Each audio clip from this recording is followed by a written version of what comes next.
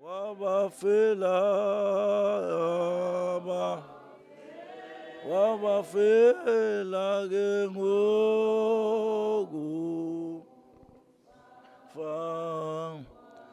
yebo bakhululwe bakhululwe ezonweni ke bahambe Jesu alleluia ke alleluia mukholo ke umusakeka eso simenyiwe namhlanje ke ukuzaku. Siyacela ugogo nje asivulele ngomkhuleko egameni likaJesu. Ngiyanibingelela egameni lenkosi yethu Jesu.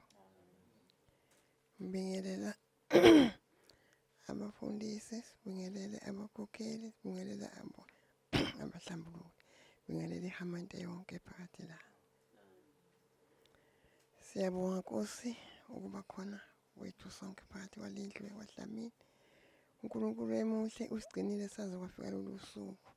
Saze sakwasuba sizoyikhulumela phakathi kwaleli khala kwaDlamini.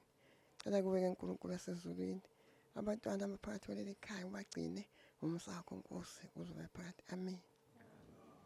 Siyabonga kakhulu mndeni wakaDlamini. Ngiyathanda ke kakhulu ukubingelela ugogo wethu obesasivulela ngomkhuleko gogo uMamthethwa. uNkulunkulu asibusise ngaye kulomndeni wakaDlamini. Sibingelele uAnti ekhona phakathi kwethu. Sibingelele ubaba ekhona phakathi kwethu. Abane wethu bekhona phakathi kwethu. Odade wethu bekhona phakathi kwethu. Bingelele kakhulu ke nomakoti baleli khaya. Bingelele nomama ekhona phakathi kwethu. Omzala zingane zethu zonke nabashana. Siyabingelela ke ekhaya koSobhuza. Sanibonani. Sanibonani. Sobhuza. Siyanibingelela ke kakhulu. Ngiyazi ke mndeni wakithi abanye bathukile nje baxakekile ukuthi kwenze njani. Cha akukho lutho bo aunty bogogo ningaze nijuluke kakhulu. Akukho lutho kodwa kuye kwafika engqondweni yami nasemoyeni wami ukuthi njengoba singoDlamini ake sithole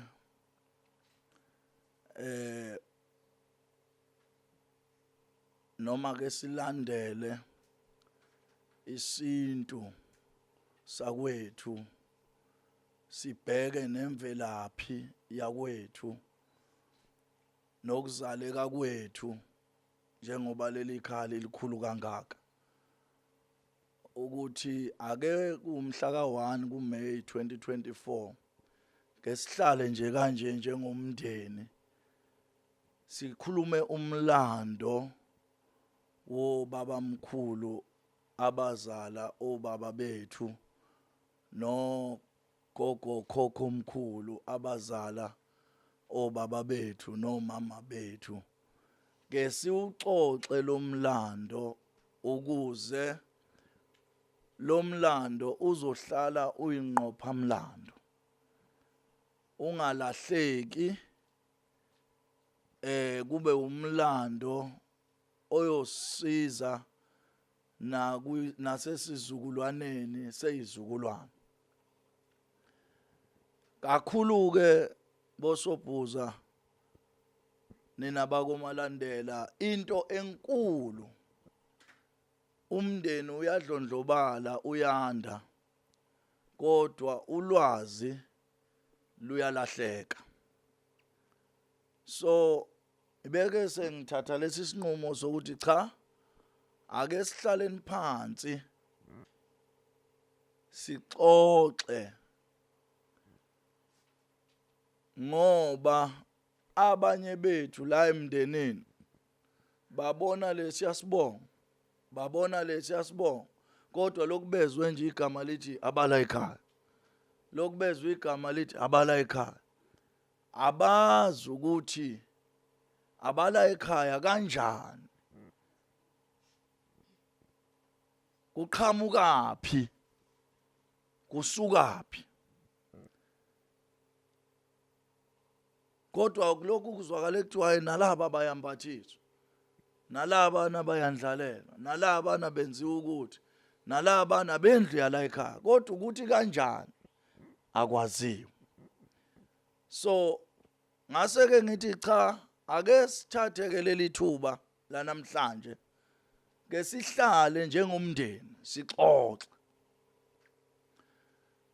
abanye bethu baqhamuke khona namhlanje sebeqhamuka bebona undodana abanye ubhuti abanye obaba kubona bathi awu lo muntu wayeseba nemali engaka abazi ukuthi i-background yalo muntu okhulumayo namhlanje isukaphi ingakho ke ngithi ake sihlale phansi njengomndeni ke sixoxe ke sibuyisele emasisweni kumbe kukhona izinto eingahle ziqaqeke naseyinganeni zethu kunezinto engase zixwayeke naseyinganeni zethu nasemndenini yethu nomakoti bethu nodade wethu nabane wethu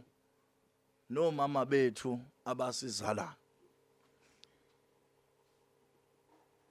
Sobhuza ngithi ke bingelela kakhulu ke mangwana mahle bingelela kakhulu bataka baba njengoba sengichazile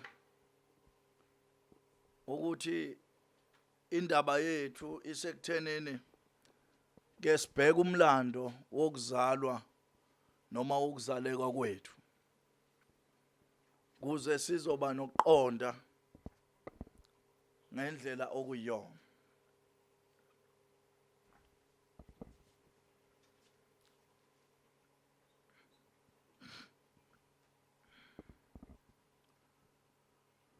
ithi ke angithathe nje leli thuba ngisho ngithi ke sibalikhulu Makaduze Sobhuza Nkosi kaDlamini wena wekunene wena welihlanga la kaNgwane wena lo wagudla lubombo ngakuhletetene Sobhuza ithi ke namhlanje kumhla ka1 May 2024 ake ngihlube udlubu ekhasini ke ngichaze laba bantu noma lesisizwe osibona namhlanje singaka ukuthi sivele kanjani umtsinsi waso uqhamukaphi.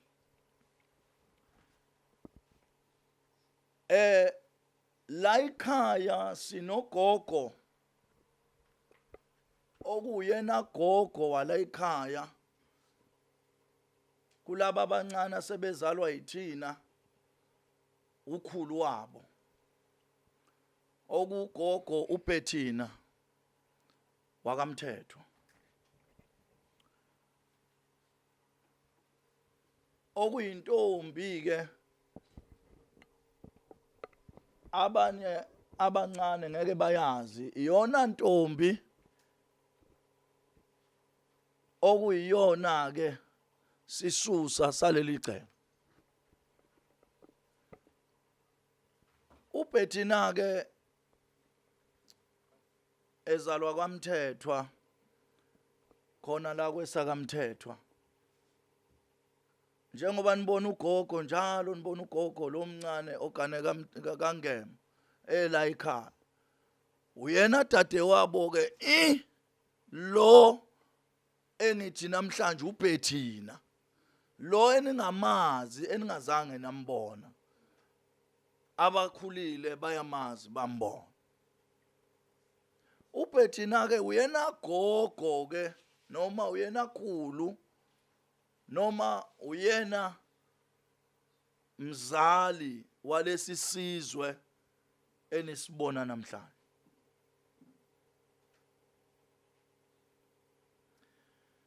uBethina ke Mthethwa ugogo wethu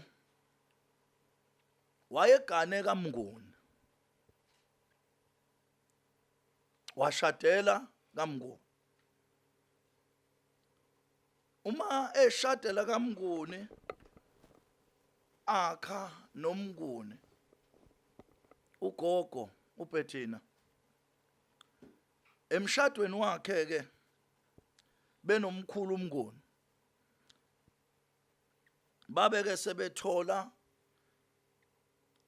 ingane emshadweni wabo, amadodakazi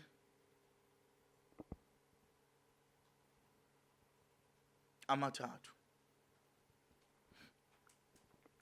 La khona bathola khona shuthi esingababiza ngolimi lamanje sithi phecelezi o-anti kithini ngokwalendlu yala ekhaya, ngoba udadewabo bakababa wethu wala ekhaya. La khona waba khona u-anti omdala owakuthiwa uThandiwe,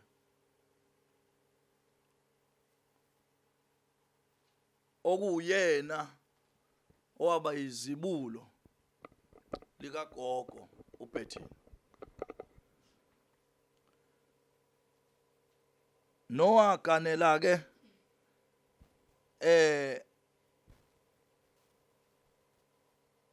waganela nowagana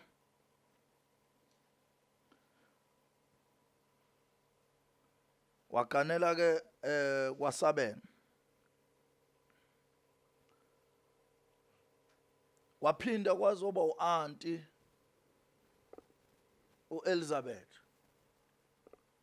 ola ongoye nje la eDlangezo, naye futhi unomuzi wakaShembe khona la eDlangezo. u-anti uThandiwe oyingane kagogo uBethina nangilozala omzala la ekhaya sithi omzala, abake bakha endaweni yaseMadlanzini, banokufika njalo la ekhaya. Uyabakhumbula umakoti obani lama legenge encane,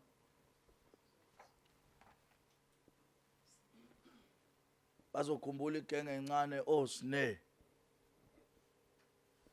umama wabo uzalwa ilogogo ozala ubaba la ekhaya uPhethini.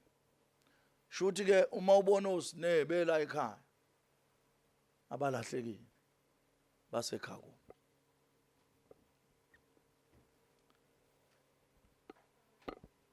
Waphinda ugogo wazala indodakazi yesithathu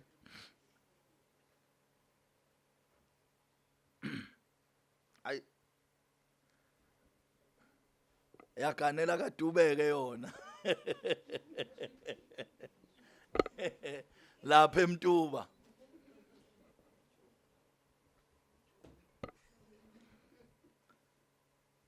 Gama layo ke limali obikhona ahlebeka umuntu okhona. Kodwa ke nangu ugogo wenu noma uanti nangu lo faka ibuko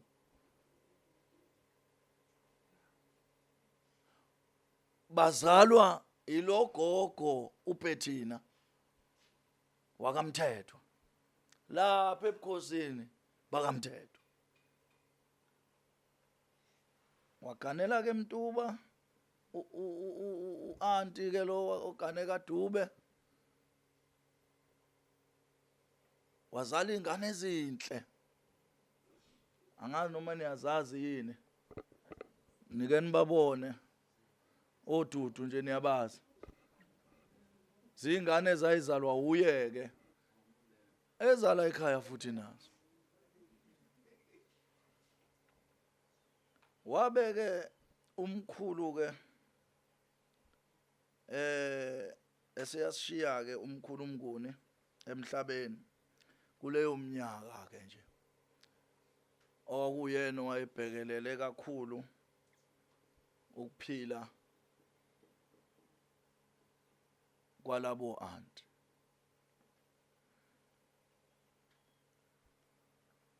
Ugogo ke wethu ke uPhethina ngenxa yokuthi impilo iyaqhubeka, ingane isencane, umkhulu uMnguni uyishiye ezincane, wakufisa ukuthi kube khona obaba ozoyikhulisa ngendlela okuyona. Kwayilapho ke ugogo ahlangana khona nomkhulu uMgenge.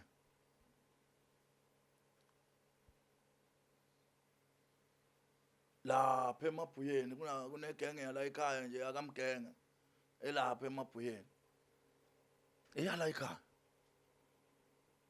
Masishadwa nje siganwa siyawabela lo muzi, siyawabela umuzi oseMtuba, siyawabela umuzi kaAnti osedlangezo, siyawabela umuzi wakaSabela abala ekhaya. Bazalwa ilesi asithole ngilokhu ngisishilo uPhethina wakaMthethwa, uyena gogo wala ekhaya. Wahlangana ke noMgenge ke ugogo ke kwase kutholakala ke ubaba ozala omamba bakaMgenge, omthunzi, obongana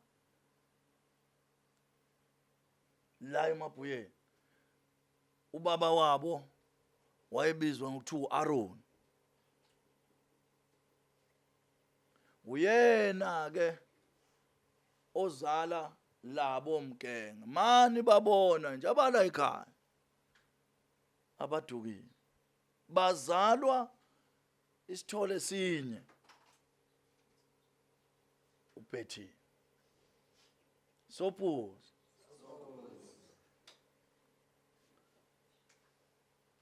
uma ezala eqeda ugogo ukuzala ubaba uAaron lo lapha eMabhuyeni ke, ugogo ke uMamthethwa ke wabe sephinda ke qhubeka nempilo. Asazi ukuthi kwenzakalani phakathi kwakhe nomkhulu uMgenge, kodwa ke wabonakala ugogo eqhubeka nempilo.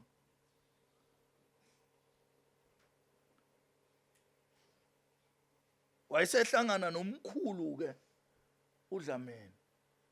Yilapha ke siqala ke thina manje sivela khona ke manje. Wahlangana nomkhulu ke manje lapha ya owabe sethola khona nakhona esehlangene nabo wathola abantwana abathathu futhi. La khona oqala okwaba owesimame noma waba indodakazi uMantombiza. uMantombiza uzalwa ugogo uBhethina Mthethwa emzala kumkhulu uDlamini. uMantombiza umama kaMphile lo, ungwakaDlamini la ekhaya, hayi ngobe lanu umshana wala ekhaya impela. U-anti wethu unina wakhe, hayi ukuthi u-anti nje kuyahlanganiswa.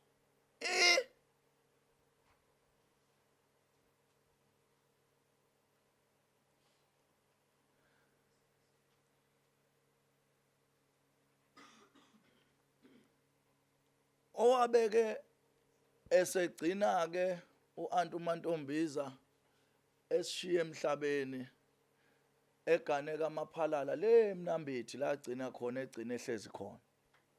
Njoba niyanibone nje laba abanye omzala behle masinemicimbi beze laba kaMaphalala, zingane zala ekhaya, kuko umalume wabo la.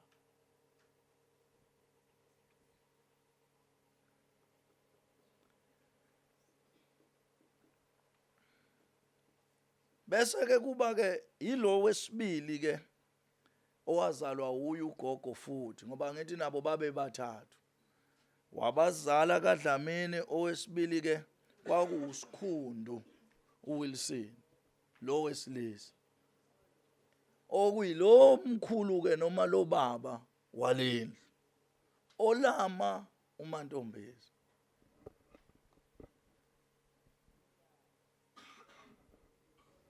Kwazale kubaba ke manje eselama umama kaMphile lo kaNemnambithi.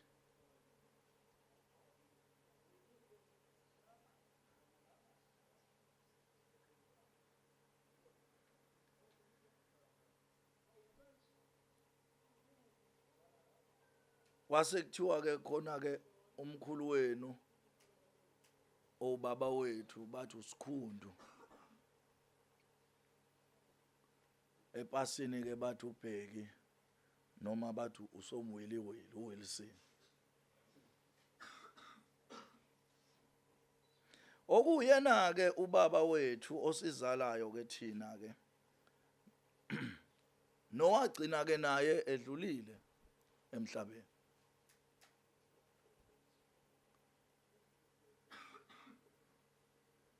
Akubanga lapho, kwaphinda kwatholakala futhi omunye umne wabo omncane ababethu uNobhala, Bhala Mabhalana, umbhali ongaphilanga ke neze. Iliba lakhe likhona nje lila emanxiweni ngakaVusindlu, siyolibona nje ngelinye la. OwakaDlamini. Bonke laba bantu kusukela eqaleni ugogo ko-anti noma kogogo laba abanye abadala abebabathathu, wafike wabazala, waphinde wazozala kaMgenge, waphinde wafike wazala kaMkuni, wazozala kaMgenge, wazala kaDlamini. kaDlamini uzala kanjani na? Gogo funa ukukhulisa lezi ayingane zakhe eziphambili. uzoyikhulisa ke ngaleli bhungu ngoba umkhulu wenu uDlamini wayemuhle ngakho ugogo wayemthanda. No anti babemthanda bethi baba kuyiswati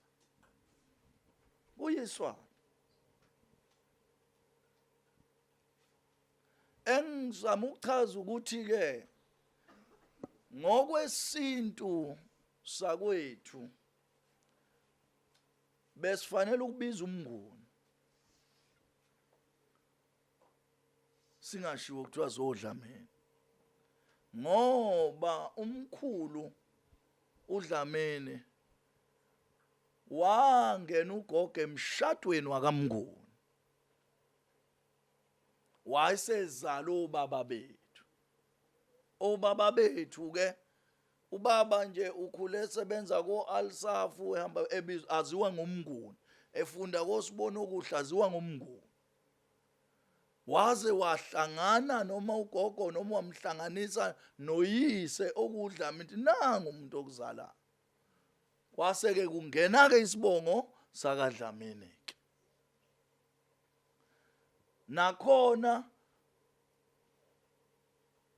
sekwenziwa ngendlela okwenziwa ngayo kodwa kukhona izinto umkhulu azenza kaMnguni ezisemthethweni eziwungena ingakho ke siqhoqhobela isibongo sakwethu Makatuze Sophuza Sibalikhulu wena wenkosi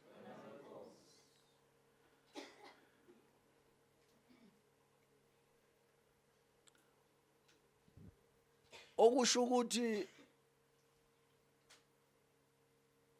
esiswini sikagogo uBethina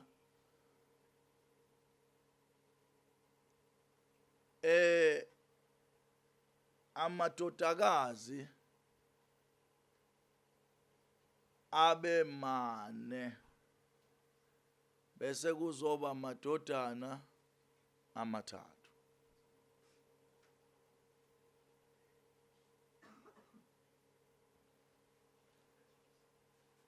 ngithi angichaze le ngoba kuyaye kube umadida abantu begcina sebengasazazi nezihlobo zabo sebengasazi nokuzaleka kwabo ukuthi bazaleka kanjani bebona wonke umuntu ethi ngwala ekhaya inye into esenze sahlangana ugogo uBethina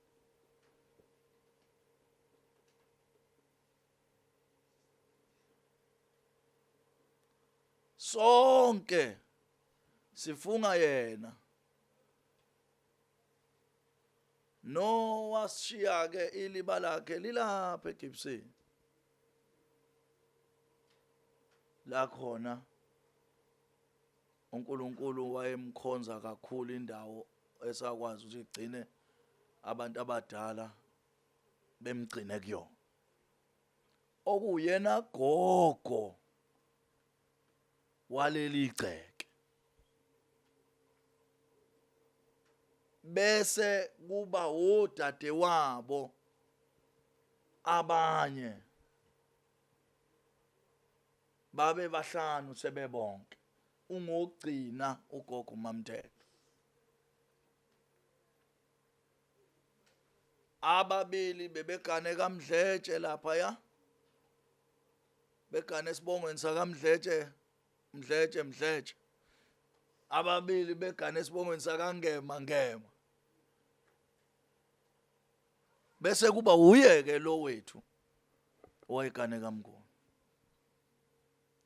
okusho ukuthi kusengenzeka nibone ngelinye ilanga kufika abesisu sakwagogo kuthiwa owakwenu lo kungakwethusi lokho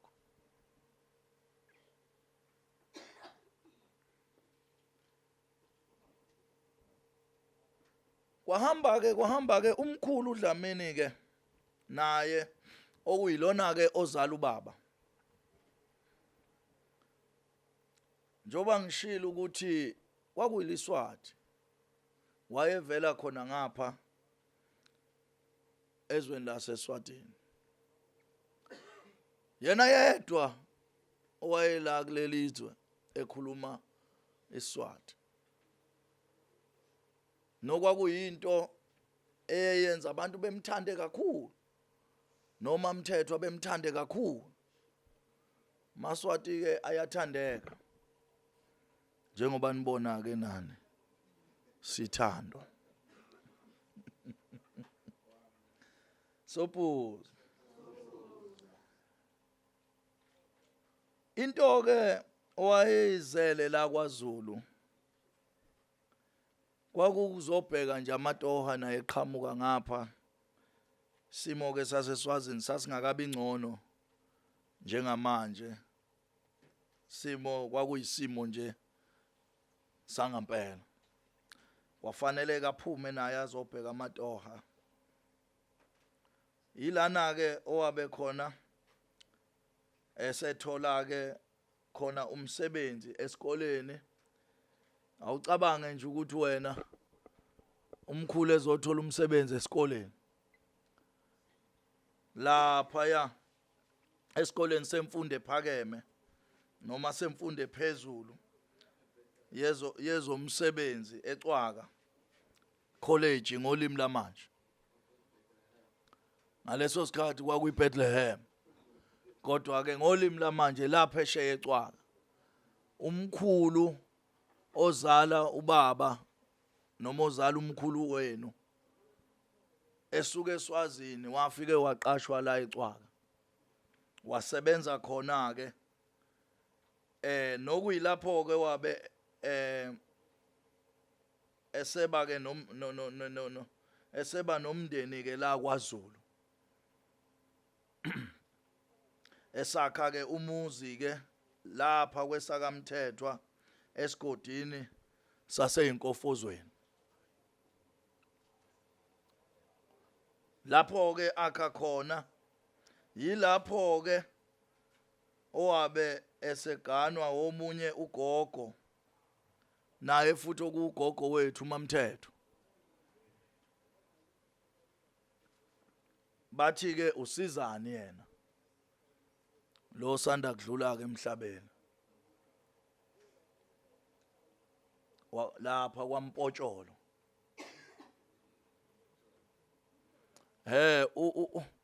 Ugogo uBethina uzalwe eNdlunkulu kwaMthetho. Lo gogo isincanakazana lesi sikamkhulu uDlamini sizalwa kaMthethwa kwaMpotsholo. Umehluko nje yiloyo ukuthi ugogo uBethina uzala laba kade nginibalela bona, kodwa ugogo uSizani bese yena ke esezala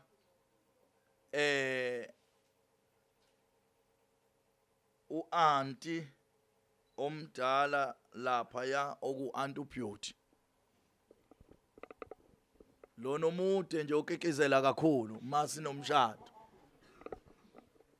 Noma ungamnika usweet, noma ungamnika into enkulu, noma ungamnika into encane, ukikizela kakhulu.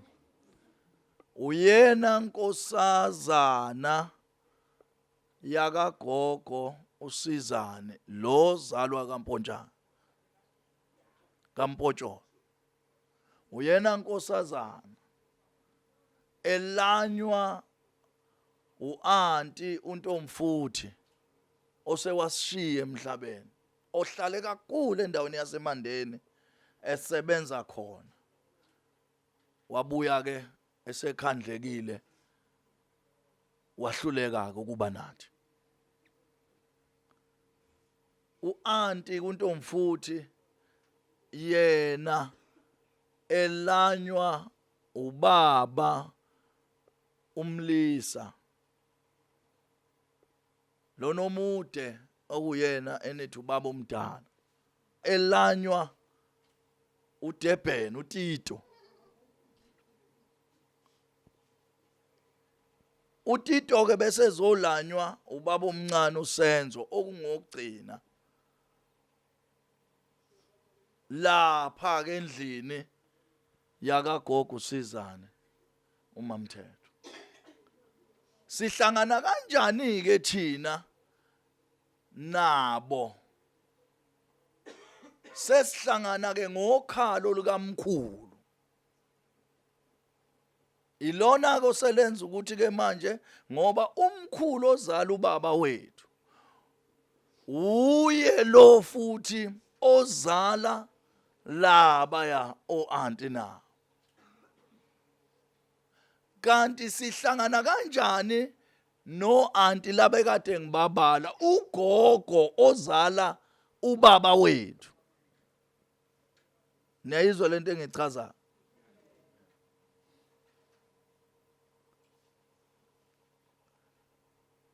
Yingakho ke ngithe ngokwesintu kungabe thina sihlala kwaMnguni noma sibizwa ngomnguni, kodwa ke sibizwa ngabodlamini.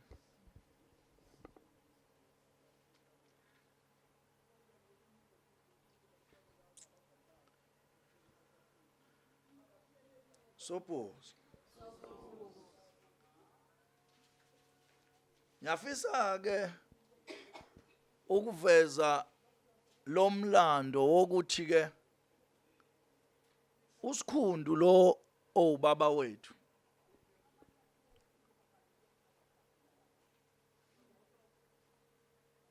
naye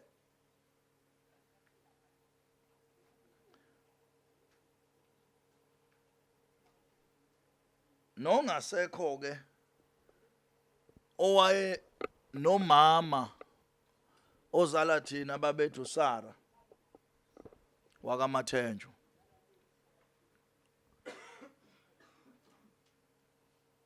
naye futhi ongasekho, ukuthi ke bona ke bathola izingane ezine.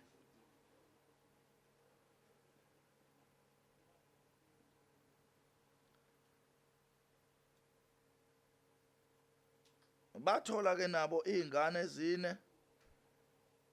Eyokuqala kwaba intombazana,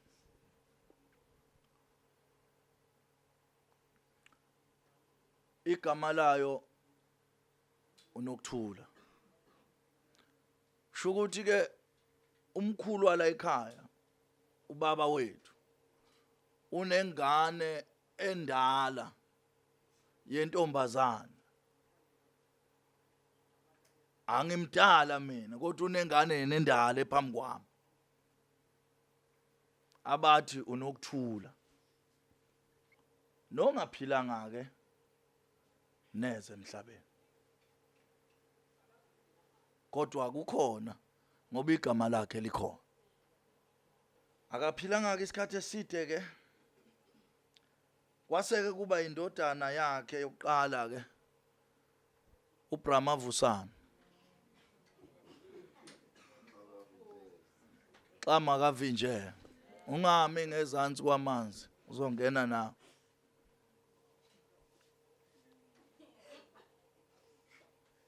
Ezalwa uye uSikhundu ubaba lo, akhule nabo bebembiza ngoSikhundu, asebenze nabo bembiza ngoWilson, bese kuthi igebengu zimbiza ngoMabhiza. Wazala mina ke wasengiqamba igama wathi nguvusa umuzi, wathi lo uvusa umuzi wakadlamini. Yimi ke lona. Kwase kuba ke intombazane yesibili emantombazaneni le ebizwa ngokuthi ke uFikile wakadlamini, Fikzozo.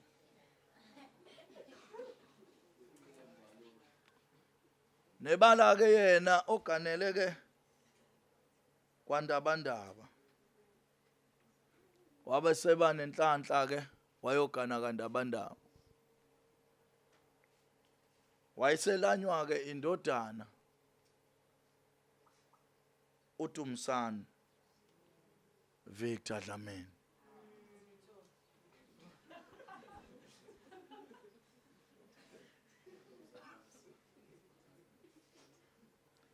Umnumzana ke uSikhundu uDlamini ke wabe enengodosi yakwaSimelane, nalapho athola khona indodana igama layo uSikhumbuzo Innocent Dlamini.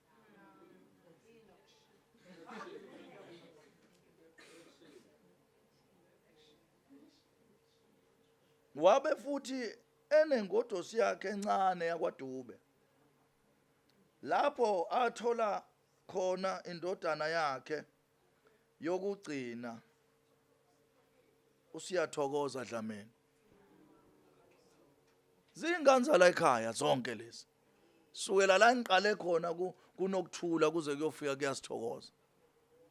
Zingane zokhalo lendoda eyodwa ezala ekhaya. Njengoba ulizwe ekugcineni selithi Siyathokoza, kwakusho ukuthi ubaba useqedile, wathi thokozani boSobhuza, thokozani boDlamini, siyathokoza, wavala. Abanewethu ke labo abazalwa nodadewethu abazalwa ileli khehle loSikhundu, Sobhuza, Dlamini. Ubaba ke wayenemizi noma wagcina akhimizi ebalelwe esihlandleni semizi mhlambe emithathu. Kwakuyindoda ezamayo namandla. Oqala nje umuzi wakhe wawulapha eMthunzini, la hlala khona kwaSibhamu, la hlala khona isikhathi. Wayengavalelisi, wayefuze ugogo, wayengavalelisi. Nowawushiya ke lo wayokwakha komunye endaweni esondele naseMandeni okwakuthiwa iSezavutha. Waphinda wakhanda umuzi futhi la. Ngeke ngabakhombisa abanye babafowethu ngelinye la. Waphinda futhi wawushiya. Nalowo wayokwakha omunye wesithathu eNdulinde duze naseMandeni futhi. Okuyilapho kumphefumulo wakhe waphumela khona neliba lakhe elikhona kuleyo ndawo. Lo wamuzi ogcino leNdulinde, umkhulu wenu ke nombaba wethu, ithuna lakhe lilapho ke eMandeni. Ngithi kubalekile ukuthi sikwazi lokho. Kubalekile ukuthi ezinye izinto sazi ngemvelaphi yethu, sazi ngabazali bethu, nangokuxhumana kwethu ukuthi sixhumana kanjani kuze umazise umuntu wakwenu, wazi ukuthi ingane yakwethu le. Sobhuza, Sibalukhulu, Makatuzela. Umnumzana uDlamini kanye nomkakhe ukaMathenjwa nenzalo yabo, uSikhundu kuWilson Bheki Dlamini, naye kongasekho ke ngandlela thizeni. Wayeganwe kakhulu kuNonhlanhla Sara Mathenjwa, naye ongasekho futhi akasekho. Sobhuza sewasishiya. Bazala ke kusukela kugogo uBethina kuza kumkhulu uDlamini, bebamsene noBethina nenzalo bazala thina saphila.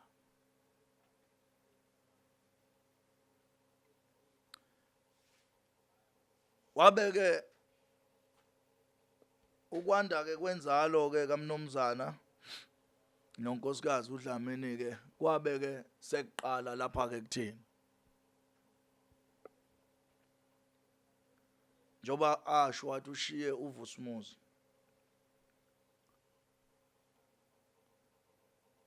Nami ke njengendodana yabendala uVusumuzi engaqala ukufunda nami amabanga aphansi emabhuyeni le phesheya naselubane ngase ke ngedlulela ke emabangeni aphezulu emfundo ephezulu endaweni yaseStenga isikole bathi seNew Gelderland. Nala engafunda khona ke ngagogotha ke kwaze kwaphela usekhendiya.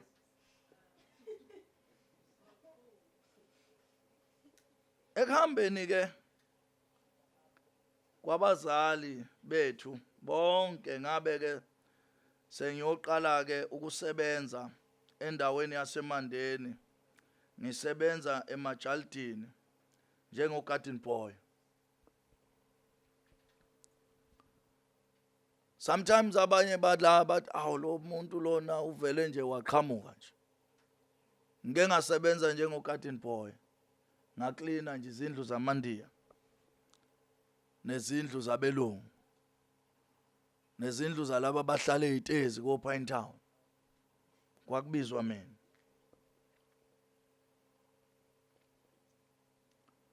Nalapho ke ilapho ke engaqala futhi nami ngezathu ezithile phecelezi engeke ngidalule okwangeza abazali ngaqala ngakha khona umuzi wakaDlamini wokuqala empilweni yami ezandleni zami eMandeni. Ngiwakha ngemali engisebenza njengo garden boy ngohola u5 rand. Kodwa ngawakha umuzi endaweni yakaHlomendle.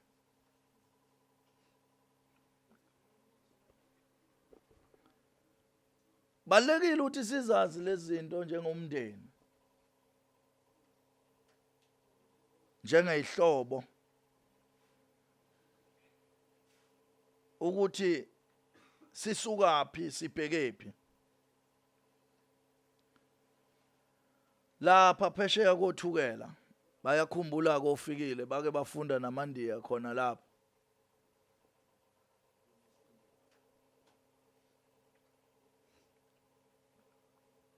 Ekuhambeni ke kweminyaka ngabe sengithola ipromotion ke ekubeni ugarden boy.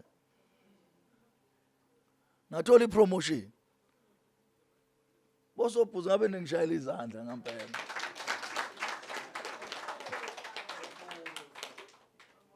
Ayifiki ipromotion eindaweni ezinkulu kuphela. Indiye engangisebenza kule ngadini labe seliyangipromote lathi angisafanele ukucenta. Kwathiwa ke manje sengiyodayisa amazambane edolobheni laseMandeni.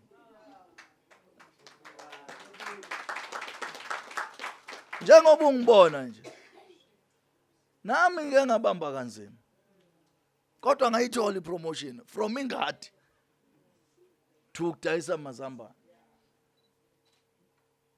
Ngawadayisa amazambane kwathiwa sengizohola u10 rand ngosuku. Ipromotion yangempela le 50%.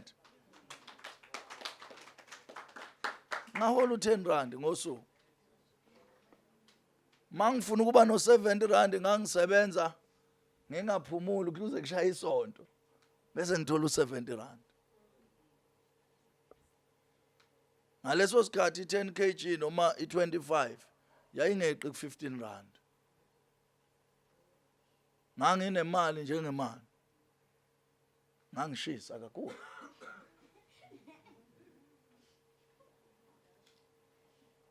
Ngasebenza ngokuyimisela kuyipromotion. Ngawadayisa amazambane akekho umuntu kwaSithebo bengangazi. Sengibizwa ngoPikinini lapha eMandiyeni. Abekho umama balapha erank yakaSiqumbe ababengangazi. Ngibakweletela bebuye bengirobhe. Kodwa ngangiwadayisa amazambane ngokukhulu kwethembeka. ngoba ngifisa ukumela ikhaya lo baba nobaba mkhulu. Ngangiwadayisela ke Mandeni wonke amaveji. Ngabe ke sengibuyela ke endaweni yaseMpangeni emva kwesikhathi esithile. Sengisebenzile emva kweminyaka. Ngabuyela ke endaweni yaseMpangeni. Ekhaya komalume lapha kwaMathenjwa. Okuyilapho ke sathola khona ukukhuliswa futhi more. Ngoba sikhuliswa khona ugogo uMavilani. Sebengasekho abazali bethu bobabili. Isizathu ke sokuthi ke sikhuliswe komalume yingoba ubaba kukhona ayengakuqedanga nabakwaMathenjwa engxoxweni zabo. So asikwazanga ukuyaleka eDlamini, kwafanele sihlehlele ekhaya komalume. Basikhulise ngendlela. Ngokuhamba ke kwesikhathi ngabe sengithola umsebenzi ke wokuba ukhondathi. Ngapha ke manje eMpangeni ngaba ukhondathi ke koGandaganda la esasidonsa khona imoba.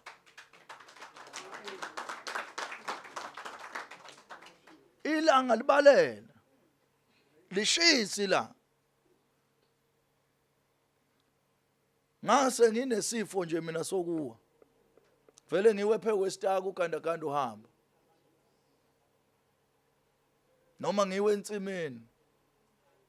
Kodwa ngoba ngangifuna ukwakha ikhaya ubaba mkhulu. Ngama kwaze kwaba namhlanje.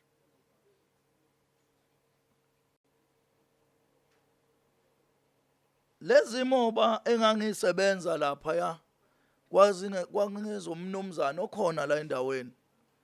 Ubaba uNdlela. Kwakuzimoba zakhe engangisebenza kuzo.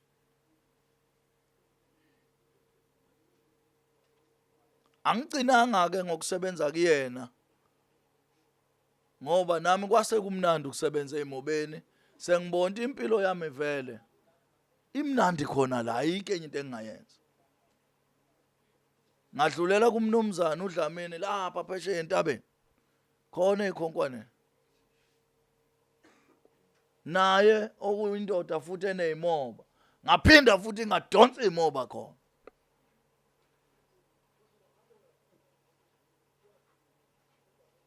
Kuze phela ngikhulise lezi ngane engishiwe uSikhundu beyishiya noSara.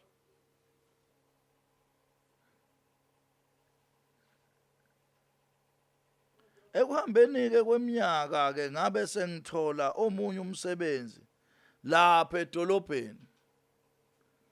La khona okwafika khona enye yezingane kaAnti.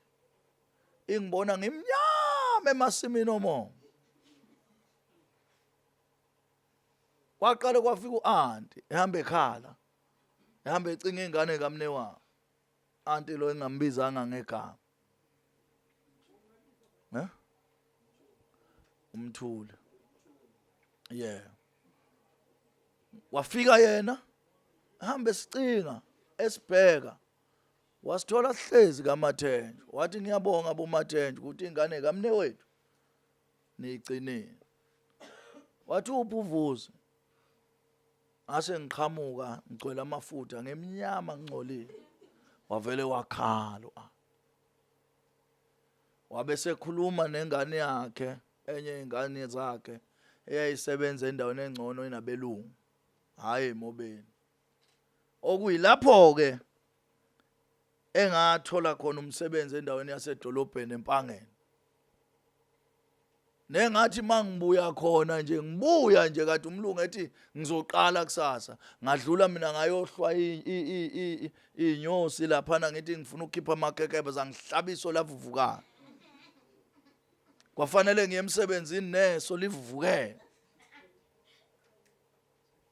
Ngangana phone ngihluphekela.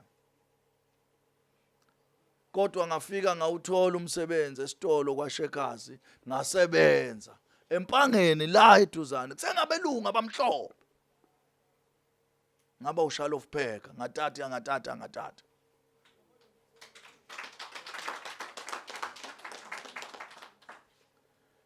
ngisebenze ke khona kwaShekasi ngaze ngabeka imali ngoba ngibona ukuthi isitolo ngabeka imali ngahamba ngayofunda ngafundela iziqu ngempela einamandla zobsecurity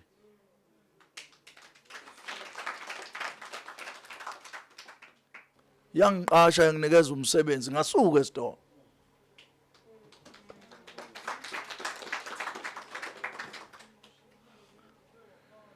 ngayosebenza njengonogada ngame esangweni ngame emabuilding abantu ngagada ngame izitolo ngagada ama shoplift bugebengu nje ngisazi kahle ukuthi sinto eme kanjani ngagadile ama property amaningi alapha empangeni ngabe ke sengisebenza ke iminyaka khona ke ngibeka imali ngoba nganginenjongo nenhloso yokuvusa leli khaya kodwa inhlanzi yayingekho ngempela njoba ngutshenta inhlanzi yayingekho kodwa sengiyisecurity ngasebenza ngayibeka imali ngakhumbula nje ngakhipha imadlana engase ngiyibekile iminyaka ngiyoqala ukuyolobola umuzi wabantu emva kokulobola ke ngabe ke sengiphinda futhi ngakha umuzi wakaDlamini okuwumuzi wesibili ibizo lawo ke ikabheko kwami ngedwa okuyileli khaya esihlezi kulo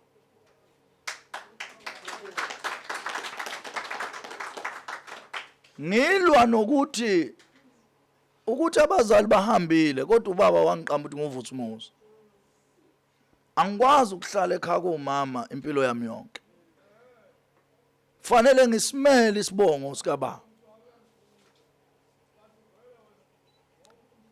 njoba ubona ke la ekhaya engathi asibheke izinto zabantu ingoba kukabheka kwami ngedwa la uhlala lana nje ubheke kwakho hayi komuntu ngaphumeli ngaphandle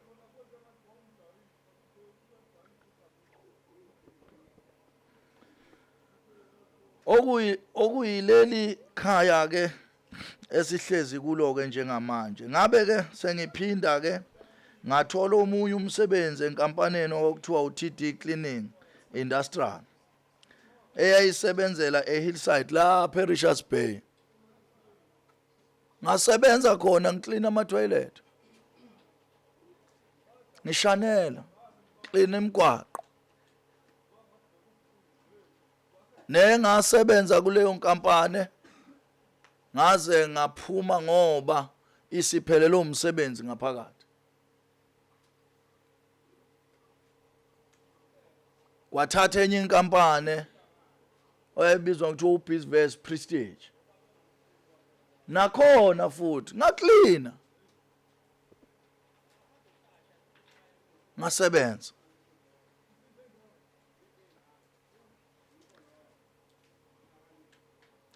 sebenza ke nakhona iminyaka kwaze kwayilana ke ngifikelwa umcabango wokuzisebenza okuyilapho engavula khona inkampani yami yokuqala empilweni eyayibizwa ngokuthi ke isesiphumelele logistic ngoba kwakuyinkampani engangihlele kahle ukuthi ngifuna ukuthenga ama truck nje akaDlamini inqwaba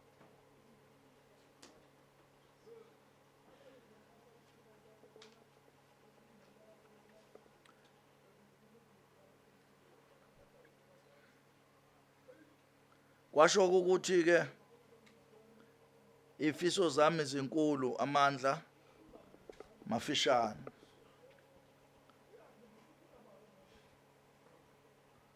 kwasho ukuthi ke futhi ke ngoba isifiso nganginaso sokuqhubeka nokuyisebenza ngisho ngilele ngiyakuphupha ukuzisebenza nokwathi ke ngo2013 ngaphinda futhi ngavula enye inkampani engeke ngidalule iyasebenza la engangipartnership khona nomalume omncane ngamfaka ngathi woza sisebenza yasebenza ko Richards Bay yasebenza ko Goli yasebenza ko Mozambique ivulwa yimina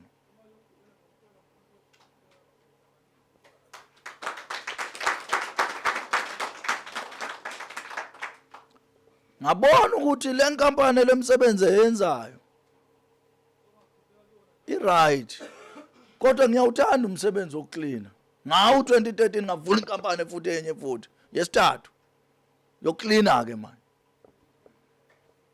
bayibiza ngovusa ukhanya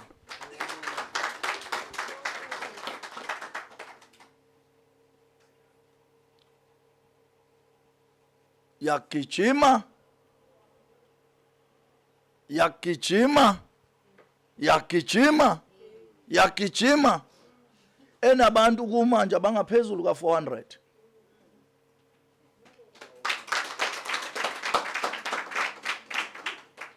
so okuwukuthi angiqalanga la ubona khona wena ngiqale khona la ngiqale khona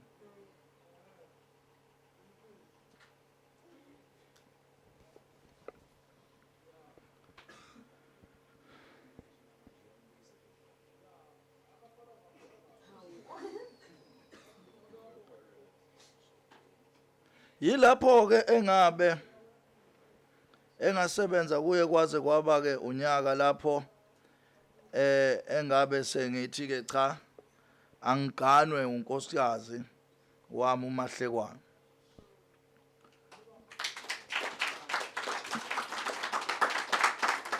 ngaqala ke manje ngabuyela kuyivision yami ukuthi ikhaya lika baba alingafi ngikhona ukuthi imali ngiyayithola kusho ukuthi angivusi ikhaya ngaletha umakoti ke njoba naniyibona indumezulu yalo wamshado ongashadwa nanoma inkosi yakuphi ongashadwa nanoma induna yakuphi umshado wekhulu zase Islanda injongo kwangakhona kwakuwukuthi ngivuse ikhaya lika baba kwangakhona ukubukisa kodwa kwakuthi kuvukeni khala ngithi lo mlando ake ngiushare nani ngoba khona abancane abangibona manje abazi ukuthi ngisukaphi khona umakoti bethu abanye abangena manje babona umndeni uhlangene bezwa lesi sibongo abazi ukuthi sizaleka kanjani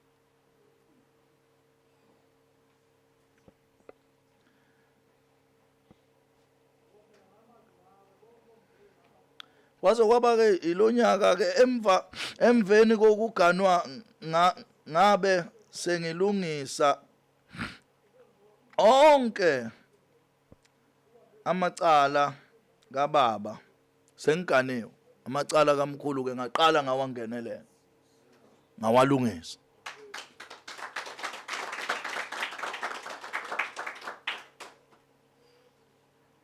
ngasondela kaMathenjwa ngabuza ukuthi kwakuyini lokhu baba ayethi anikwenzanga ngasondela ko-aunt ngasondela kogogo sagijima saze sabafishana ayikho indawo ezingayihambanga nalabo gogo la silungisa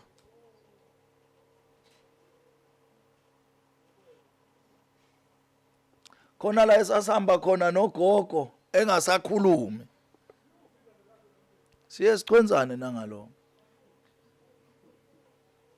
kunzima ngilwa impilo yosiko mpilo lwethu ukuthi njengoba abazali bethu bashona sibafishane kulungiswa kanjani ngoba asifisi ukuhlala odakeni noma sihlala eminyameni sibe nesizukulwane noma sibe negeneration ehleze eminyameni. Ngawalungisa ke wonke amacala ubaba ayebhekene nawo.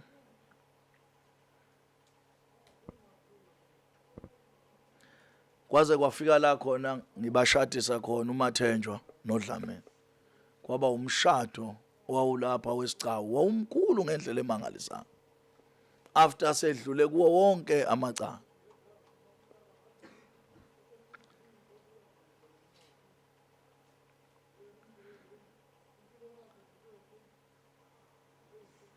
Into eyayingenza ukuthi ngibaganise ke emndeni wakithi boSobhuza ukuthi nami ngase ngiyindoda sengiganiwe. Sengifuna ukumela izinto zobaba, ngizimele ngiganiwe ngazi kahle ukuthi yini. Ngoba awuyithinti into yabantu abadala bangasekho umfana. Ngoba buningi ubunuku nobudedengu osuku ugamenxe kubona. So amadoda ayengibonisile omakhelwane babengeluleke kahle bathi ganwa bese uganisa uyise. Kwaba umshado nakhona wendumezulu odlula imishado yemishado. Kwakumnandi ngendlela emangalisayo. Bese bebhekile ke nabanye abafishane sebebona. Kwakumshado kamkhulu wenu loyo uSikhundu.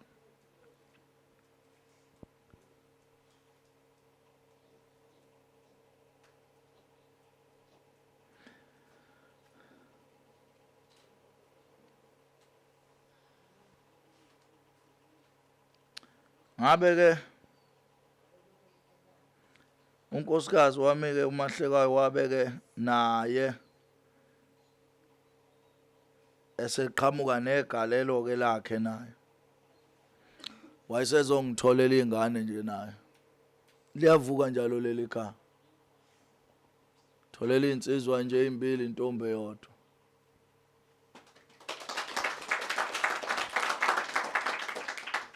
Sahlala ke nalezi ithipilizana khona la.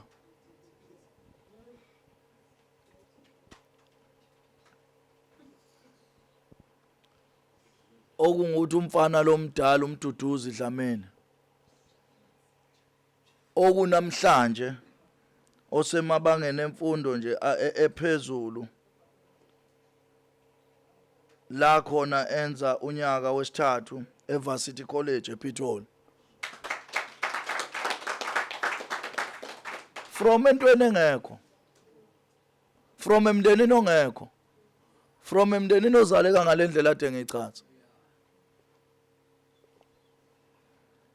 Kwaphinda kwazoba insizwa futhi ezalwa impela.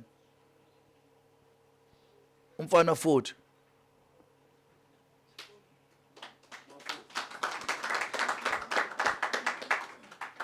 Naye futhi owenza amabanga emfundo ephezulu. Uke wabasongoye nje unyaka wodwa efunde uNgoye. Wafunda kwaze kwathiwa kungcono umfana uyeke la uNgoye ngoba usengathi uzoba ithishela manje. Wathi ngoba hayi akathanda ukuyeka wakhuphukela khona ePitoli eVarsity College. Wenza unyaka wakhe oqala futhi khona ngale ePitoli. Kulo leli khaya elibukeka lingekho nje na kahle. Kanye ke nodadewabo yethu noThando bambiza ngochwepheshe ke Dlamini. Naye osemabangeni aphezulu ezemfundo la enza khona unyaka wakhe oqala eUJ eGoli. Zingane esithe sifika lesisiza noma kobheka kwami bebafishane kakhulu. Kodwa bheka namhlanje bakuphi.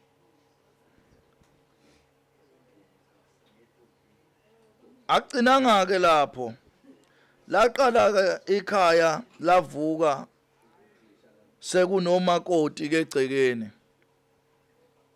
ekukhuleni kwezamabhizinisi ngibese ngiqhubeka ke ngivula ezinye inkampani ngokukhula kosomabhizinisi nje ngavula ezinye inkampani engivule khona la eNtseleni uSobhuza Phutshana nengimvule waba nedumela elikhulu endaweni yaseNtseleni waduma yonke indawo mawukhuluma ngoSobhuza nje khuluma ngethuluzi la ekhaya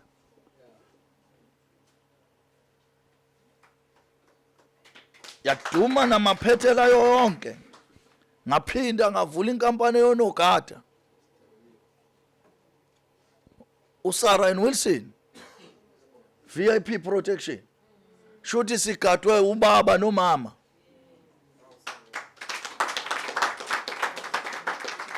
nayo futhi esebenza kanzima egijima ubusuku nemini eyinsuku nje kathi igada uNdunankulu wala kwaZulu mawungangena ko social media nje ucheck ungene ko YouTube ubuke uzobona Sarah Wilson egada uNdunankulu wonke wesizwe akamncinyane naleli khaya limncinyane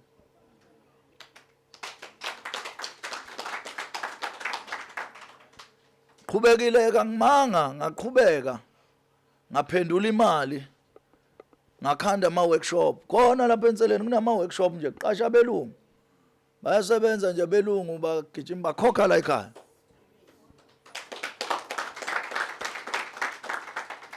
Sobhuza Sibalkoni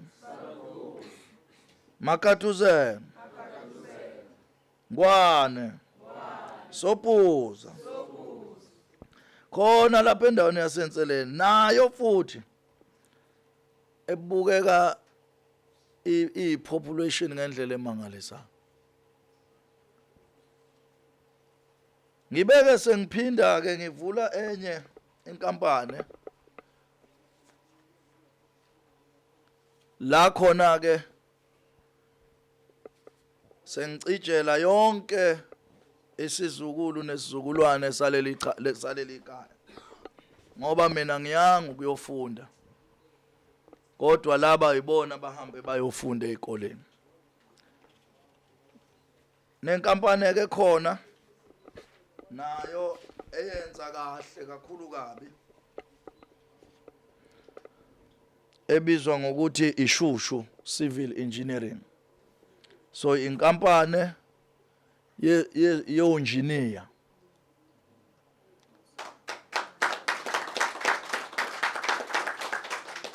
okuyona inkampani engifisa ukuthi ithwalwe izingane zethu emva kuba seyibuya ukufunda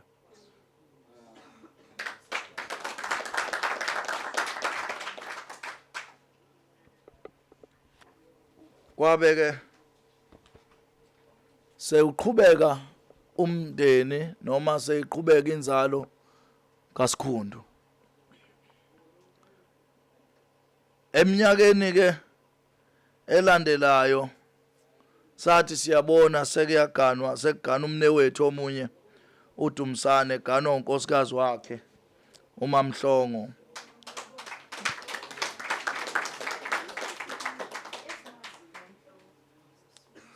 noamzalela abantwana abayisihlanu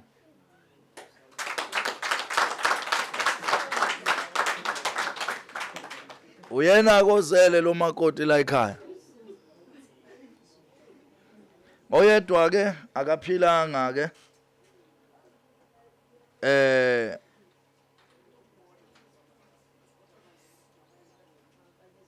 kwaseke kuba abafana ababili okuvukani Dlamini noSanele Dlamini namantombazana amabili okuAmahle Dlamini noMini Amahle uyena omdala ke kuMamhlongo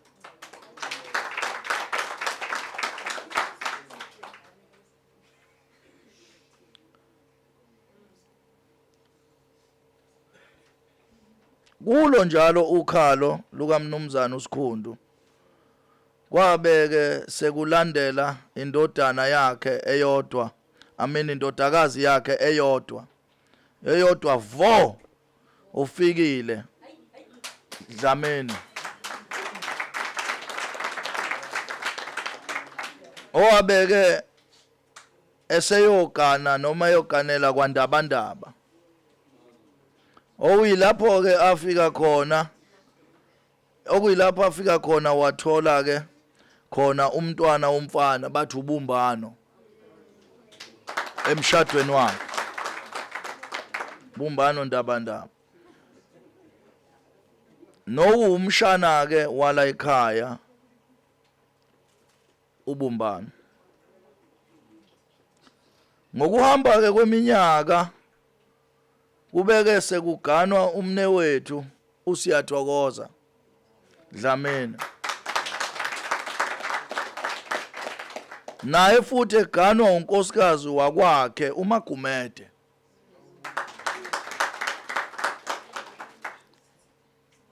Ngiyazi ukuthi imndeni wakithi nazi ukuthi uMagumede ungwakaCebekhulu umshana kaCebekhulu namhlanje ngiyanazisa ukuthi isibongo sakaCebekhulu singaphinde siqhamuke ngoba bakubo mayiqeda ukushada basinikezela isibongo sakhe ukuthi uMagumede okuyena ke futhi naye osizalela insizwa eyodwa nje vo abathi uNkanyezi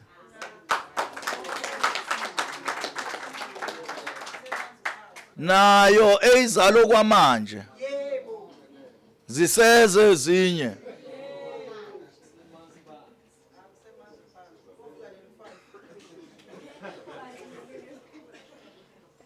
ngokomthetho waleli gceke kuyaye kufunakale 8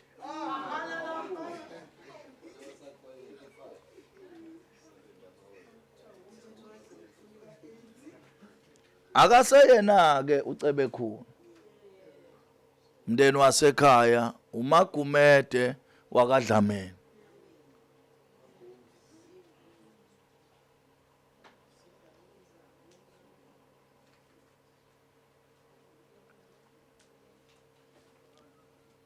laqhubeka ke ikhaya lika baba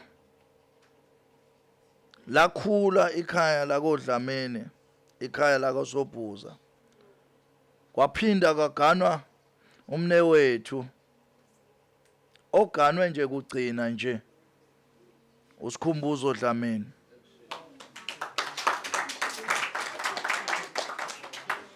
naye ganwa unkosikazi wakhe uMantombela nomtholele abantwana ababili intombazane nomfana okufanele Dlamini kanye noAndile Dlamini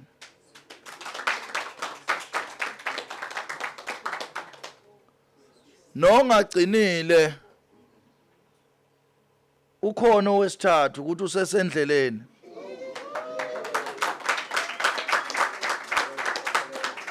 njengoba ebukeke ithwele nje uMantombela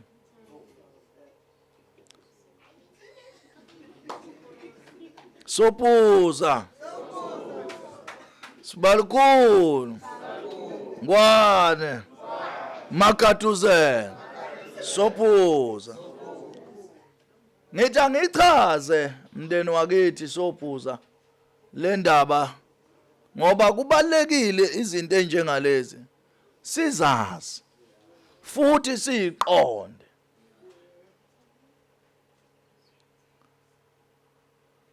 babekhona abashana esikhathini sika baba wethu okuyibo Mphile umzala uTutu umzala uBongane umzala uSibanibani abashana bala ekhaya baka baba wethu Sikhundu nathi ke sesinabethu abashana esithi masiqhamuka bese kuluma isihlathi ukuthi mamfu kukhale kujikela egcekeni. Umalume uyangiluma, vele umalume uyaluma. Ngithi ngicacise ke la egcekeni ke la kwaDlamini.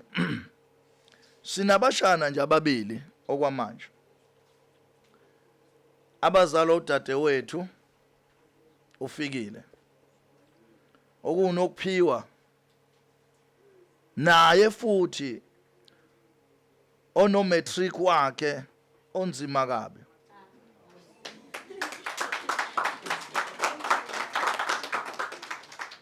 Ase uqedile wawuphasa ngamalengiso. La khona alungiselela noma applyele khona ukuya emabangeni aphezulu emavasithi. Ayoqala khona ke izifundo zakhe eziphakeme.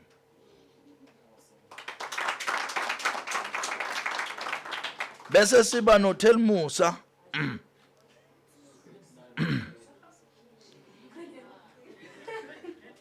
nayo zalwa uyu dadewethu ufikile.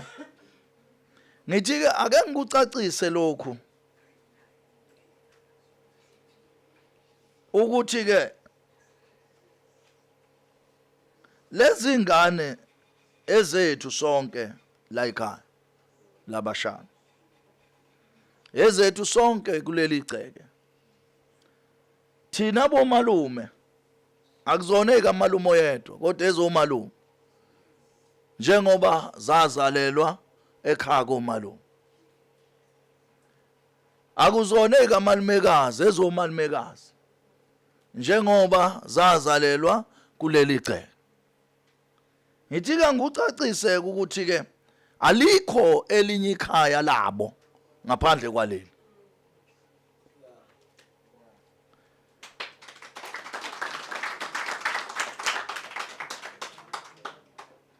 Abashana yilo leli la kwaDlamini kukamkhulu wabo uSikhundu. Abanayo enye indawo abazoya kuyo kodwa bangabashana baleli igceke. Bazingane zaleli igceke. Sopuza. Sibalikhulu. Makathuze. Dlamini. Ngithi ke ake ngibaluleke okubalekile ngalesi sibongo sakwethu. Okubaleke kakhulu njengoDlamini njengomndeni ukuthi sisigcine sihloniphekile isibongo sakwethu. Sisigcine sinesithunzi isibongo sakwethu. Njengoba kungasona nje isibongo kazana kodwa kuyisibongo samakhosi, isibongo sasebukhosini. Nokuyigceke leli lasebukhosini. Kubalekile bosobhuzu ukuthi siligcine lihloniphekile. Futhi siphinde sigcine ubunye njengamaSwati. Sigcina ubunye ukubambisana nokuthula ukuhloniphana kubalekile kuleli khaya lika baba. Okubaleke kakhulu ayikho into yamahala kuyasetshenzwa kulomndeni ukuze kutholakale izinto zokuphila. Njoba nisibona siganile nje kuyalotsholwa kulomndeni ukuze kukhulu umuzi wakoSobhuza. Kuyafundwa kulomndeni ukuze kushintshwe lezi indonga esizakhe thina ngemfundo ephansi. Kwakheke indonga ezichumile Nokubalulekile ke kakhulu ukuthi ke sisihloniphe isibongo sakaMnguni ngoba siyinzalo yethu. Shuthi ngamanye amazwi njoba sihleli la mawuyingane awukwazi ukuthatha kaMnguni, uthatha kini mawusufuna ukuthatha sibongo sakaMnguni, nokuba thina size sibe khona kungenxa yazo.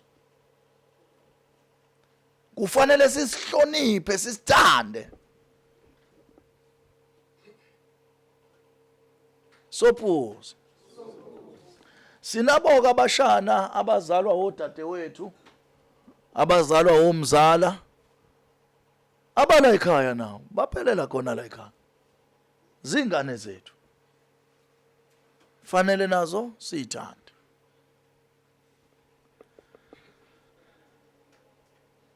Ake ngibaluleke okungenziwa nokungafuneki kulomndeni wakaDlamini. Ngiyazi ukuthi sinomakoti abasuka emakhaya noma eindaweni zangakubo. Abanye namhlanje bakhulelwe, abanye basazokhulelwa.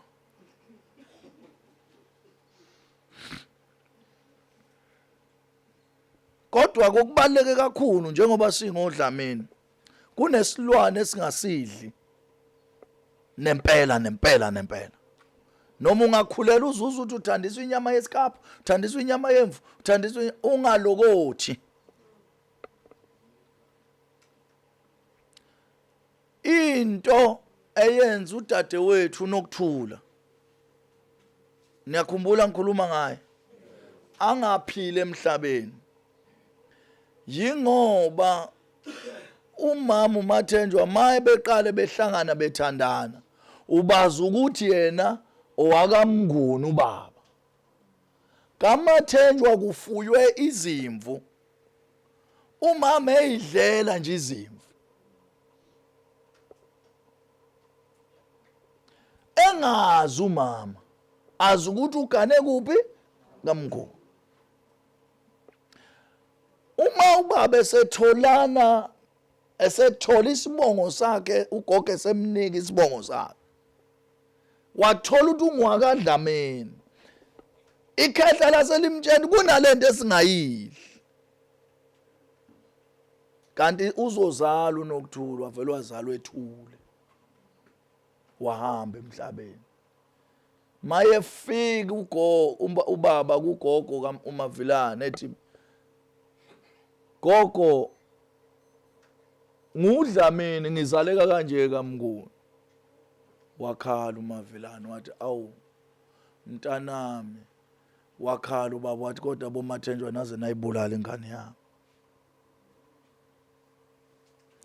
Sholo ukuthi ngisho ngasese, ngisho ngakuphi ungakwenzi.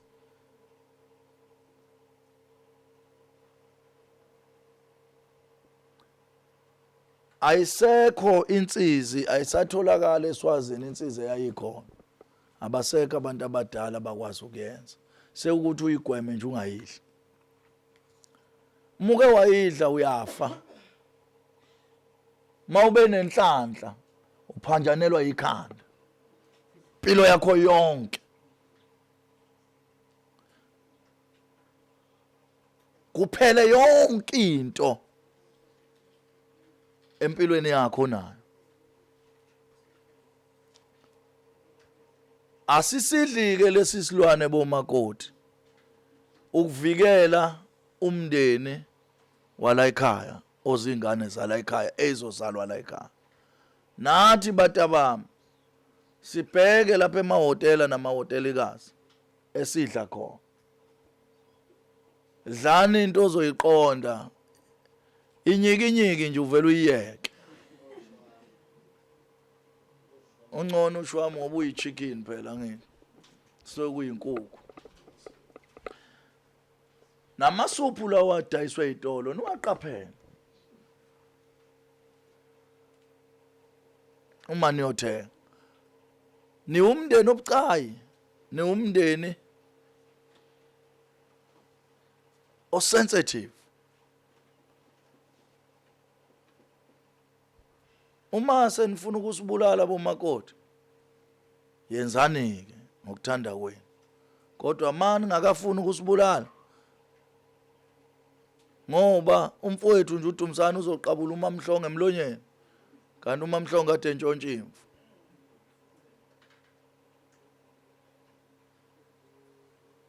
uMagumede uzoqabula nanga umfowethu siya. Kanti kade ethenga ophaya lapha bemvu. Uyahamba emhlabeni indoda njengoba ingaka. Ngithi ke angineluleke emndeni wakithi. Sixoxe lezi zinto ngoba ngeke nizazi singayixoxanga. Usiko mpilo lwethu ke alusivumeli ngoba inobungozi obukhulu, siyafake nokufa. Siphanjanelwe namakhanda kungalungi lutho. Asivumelekile ke ukuzibandakanya nophuzo oludakayo. Lesi sibongo nje. Umakoti ophuza utshwala, umfana wala ekhaya ophuza utshwala, ubaba ophuza utshwala, umshana wala ekhaya ophuza utshwala, akuvumelekile. Umzukulu wala ekhaya ophuza utshwala, akuvumelekile. Ugogo wala ekhaya ophuza utshwala, akuvumelekile. Ethi ngiyashaya nje amahewu. Asivumelekile ke futhi ukuzibandakanya nezidakamizwa ezibhenywayo la ngaphandle. Ayikho ingane eyovumeleka kulomndeni noma umuntu omdala oyovumeleka kulomndeni ukuthi adle ilokobesi. Ayikho ingane eyovumeleka nevumelekile engaphansi kwalomndeni.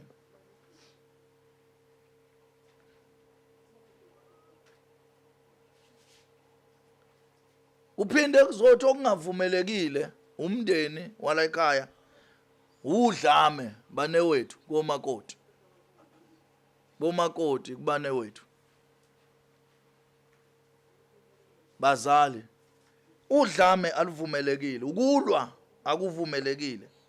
Inhlamba ayivumelekile, ungitshontsha akuvumelekile.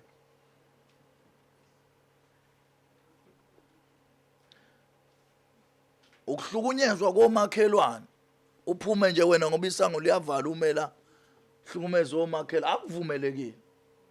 Yahlonishwa. Ingane zamantombazane eziganisayo la nje kwaSobhuza ayifunakala. Ngane ikhula ngokwengane, iphathe ngokuhlonipha ikhaya nabazali. Asinayo ingane la ekhaya eyovela iphume nje yenza into ezithandayo ngesikhathi esithandayo. Kuyobe ngaseyona yala ekhaya. Suppose ingane yomfana nayo ehupha amantombazane ayivumelekile.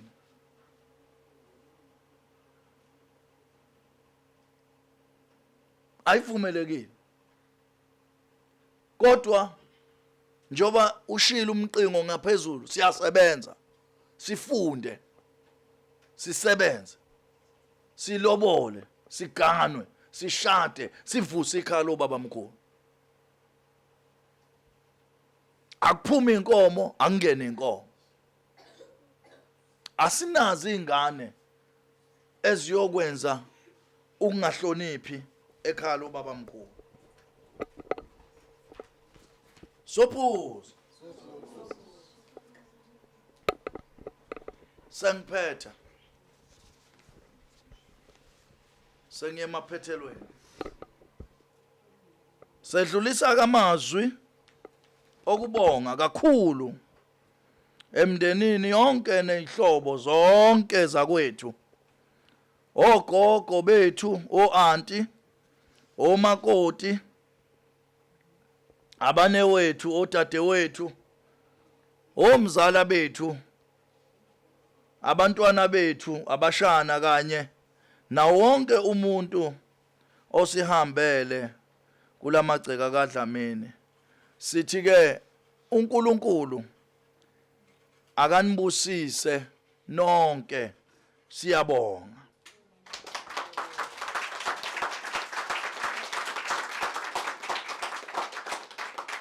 Sopuza, sopuza, wena wenkosi, wena wekunene, bayete, sopuza, wena kaMagaduzela, Ngwane, bayete, sopuza, siyabonga.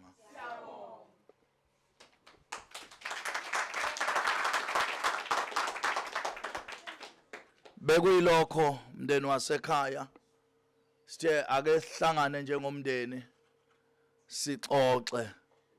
sixoxisane, sazane, sazisane. Siyabonga kakhulu. uNkulunkulu anibusise. Ngiyafisa ukunikeza u-anti ukhona la endlini azosivalela naye asho amazwi akhe bese eyasibongela. Siyabonga.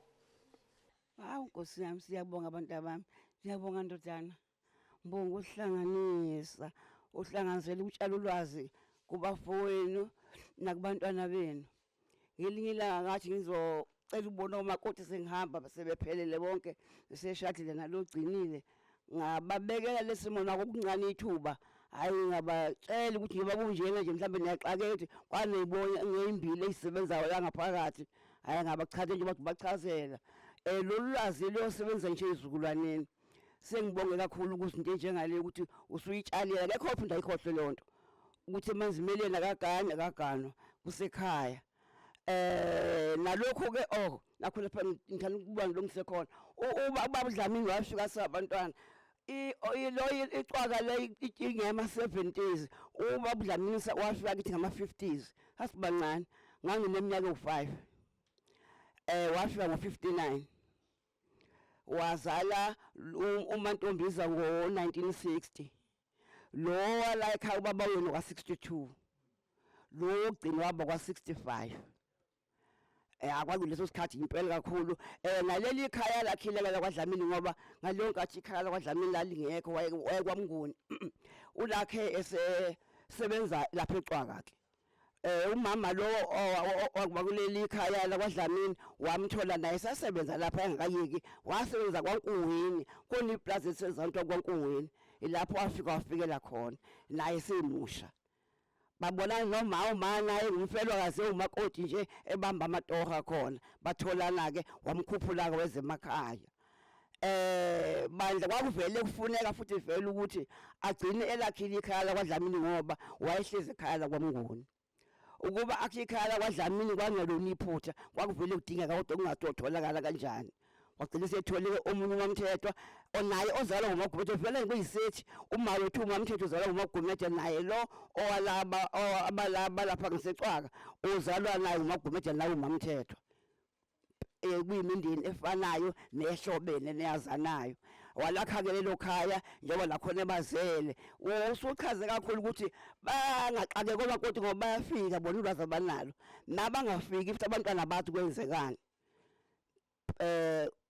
nakho futhi okunye ngubeke usushilo futhi lokho ukuthi ubaba uDlamini lo muntu wasondla kakhulu sakhuliswa yena sakhula sinje njengabantu abafela obaba athi bancane kakhulu sazi yena thina wasiphatha kahle futhi akukho okubi kwahlukanisa naye njengoba mina ngigcine nje ngo1988 aniseyahamba wafika wazongibona ngilapha emabhweni kanti usezohamba khona into wayezoyikhuluma futhi lakho lokangibeka kakhulu nomuntu osehambile wathi ngiyacela ukuthi ungixhumanise noma wakhe ngiyamesaba ukumqonda uma wayesaphila naye wathi khona into engihlupha kakhulu kuthiwa kwami ngona ngivalisanga ngifisa ukuvalelisa kwamnguni kwakufanele ngivalise uthi ngangathi ufanele ngivalise bese ngiphuma sengakha ikhaya lami ngoba ngangena njengoba uchaza ndodana ukuthi ukhona wakwenza kwamnguni cha umfelekazi akalotsholwa wangena ngenkomo yayibomvu asibancane yayibomvu lo nkomo wayezongena ezokhuleka emzini wendoda bangakhona ukulobola nokukhokha akhokhela umuntu umvelwakazi uthi ke mayize wayezongitshela lo nkulumo ngo88 efika kimi uthi kwakufanele ngivalelise uma ngamtshela lokho kanti nje khona masinyane ubaba Dlamini siyahamba lonto angazi yayimhlupha ngaluphi uhlobo yangiqhamukela kanjani kwafanele asho ukuthi siyahamba njengekhaya owangena kulo wakhuleka kulo wangena ilokho wakhuluma kimi ngicina ukumbona kuyilo ngicina ngimncane ngoba wathi ukuba ngikwenze ngimbone lapho ngabona lo ubhuti uDurban sitholana naye endleleni ngisuka lapha eCwaka kade ngothenga amasi ngihlala lapha emabhuyeni ngo88 ngayibuka lengane ngayifanisa ilusi inkomo lomfana athi ufanana ningane zakithi ufana nobaba ngambiza hayi washota ngokwaDlamini wazisho mina uzungisiza utshela ubaba ukuthi ngilapha esikoleni emabhuyeni nangempela ngabona ubaba efika ngebhayisikili wathi uthi untsheliile yena waxhumanisa ukuba zahambe ngimbonile nalenkulumo engiyishoyo eseyikhulumile nakho ke engubhekayo nami ukuthi nathi kithi ke kwamnguni kwaxweleta kwakufanele magani mantombiza njengesizulu phela uma inkondoda ingeni lemzini womuntu uma izala intombazana uma isigana kuba khona inkomo ephumayo okuthiwa yoguqa wafele kube khona inkomo ephumayo yakubaba Dlamini manje wathi kukhona ungasezwani ke nje ungaxhumani ngangukuthi umantombi ushadile waphuma ekhaya ubaba Dlamini saphila azange uxhumaneke naye kwakukhuni ke lokwamakhanda abantu abadala kakhulu nje lalo wasizala kuxhumane kanganaye kodwa nje ilokho engubeka kubaba Dlamini wakhuluma kanjalo ukuthi kwakufanele avalelise angitshela uma lokho kodwa futhi uma ngamtshela kwathi ngakabiphi impendulo ingakabuyi kwenzekani masinyane baba wahamba yena uhambe eqala kuNoWilson uWilson sasafika kuye eMandeni lapho asegulela khona eselahlile ikhaya singazi ikhaya lilahle kanjani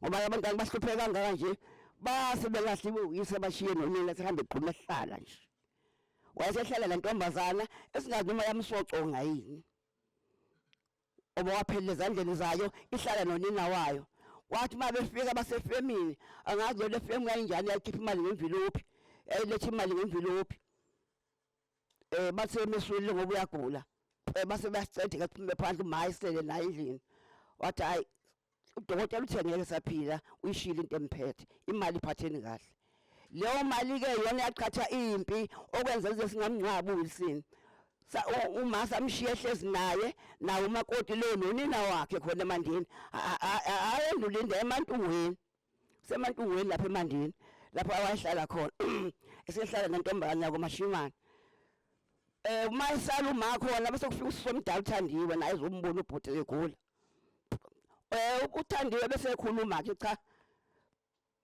leyo mali efikile letho basefemini ayilondolozwe kanti ukhuluma into engasekho asazi abhubhudla ngaluphi uhlobo noma yafihlwa kasazi wase ethi kumkhwekazi cha kukhona inkomo othiwa ulotsholwe ngazo kwakuhle ngakubona ngiyayifuna lezo nkomo abe khona ezidayisayo zizosiza la ekhaya ngoba lo uyagula la kwasuka khona impi okwenza ubhuti singaba samngcwaba singathwa ngaqha kanjani usisi mayikhuluma ke seqatshana cha uma nje usolanda kamathendo ufuna nje ngimthola ushadile lo muntu esenimthola kanje ngalutho limphuce into zakhe esenibanye ngifuna inkomo lezo nkomo mazikhona ngazi ngabe kamathendo khona baqabana ke wahosha ummeseke kwabalekwa ke wakukhona umkhwenya ngicebe ekhulu kusabela kambe ya wabaleka bangena emotweni kwahamba uma abahamba la sikungubi kakhulu sekulo umkhwekazi esephethe ummese bamshiya egula banje kuphela wathi ubhuti awusekwenze njani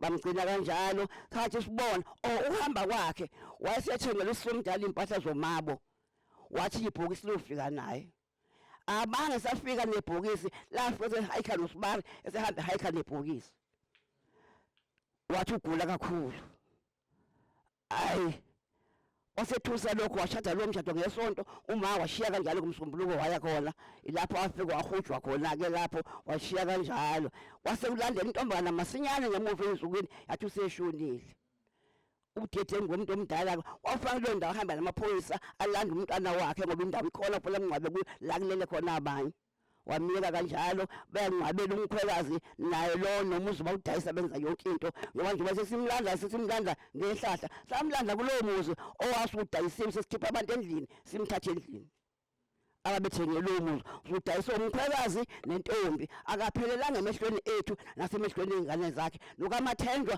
wayeseyotshelwe ekhaya wahamba wakhona uma wayombona bayokhalisana ethi umsehambile kamncwabanga futhi ungohela intombazana nonina wayo bantu abambongile vusa ukubona into enkulu kangaka ijwayelekile ngoba lezi ingane ngakhula zingenasithombe omunye ezwa ngomunye omunye ezwa ngomunye engabe sazi kwenzekani awu bantu abami abakamnguni abakwenu ake mbeke nje nami okuyingxoxo engaziyo futhi engajwayelekile mina ngangiyogana kwaDlamini kwadlangezwa ngathi labo bangabafowethu kwaze kwasokola abazali bakulowo muntu wathi awu abafoni kanjani ngabachazela angigani kwaDlamini abafowethu abakwethu kunjalo ke Nkosi yami angibeke nje kanjalo mangikhumbula khona ngishiya manje sengichazi baba uDlamini ngigcina ngo88 wabeka inkulumo bekufanele angitshela uma uyangithuma ukuthi ucela ukuthi alungise uthama kavalelise ngoba wangena yeboke ilokho nje lebongwane lokho engibeka Nkosi yami uthi ikhaya lakithi lixobile limix ukwaDlamini kwamnguni yekusala kuphele ngoba umfelokazi akathengwa njengoba ngikhuluma indaba yabashana bakho ngeke bathathe bahambe bema kuba bengathengiwe bayathengwa kwaMathendwa ngempilo ngingathengiwe nangu nje umphile ngamuka ukuthi ubiza kwaXaba nto khona konke lento mina bengahlanye angazi kwaXaba ayibona apho kwazelaphi ngiyizwa leyo ndaba sebeyihlala phansi ilungise ngoba umphile wasekhaya mina kodwa ngizokhunda bayoXaba ayizwa ngendaba uthi uyishawe nje ebhasini la kuXaba ngiyabonga abantu abami ngicela ukuthandaza umsebenzi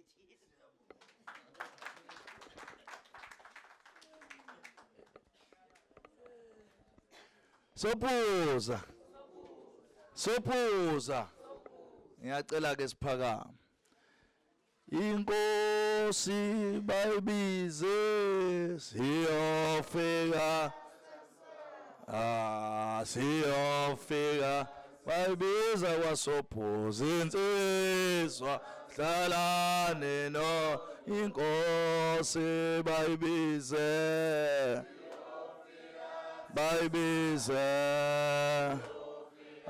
bayibiza kwaSophuza swasalane Inkosi bayibize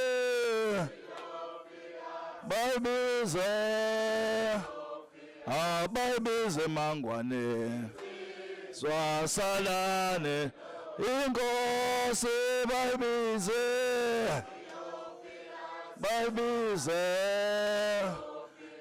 bayibize mangwane swasalane Inkosi bayibize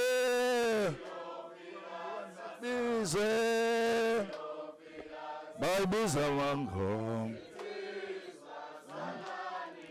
Inkosi bayibize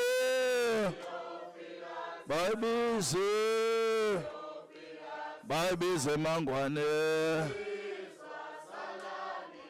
Inkosi bayibize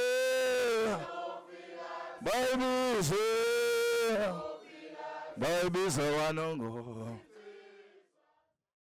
Siyabonga baba Siyabonga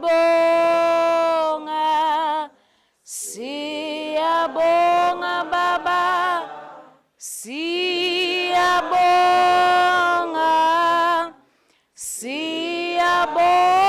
baba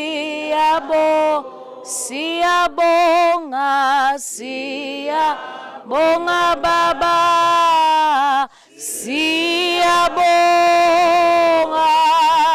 Siyabonga baba Siyabonga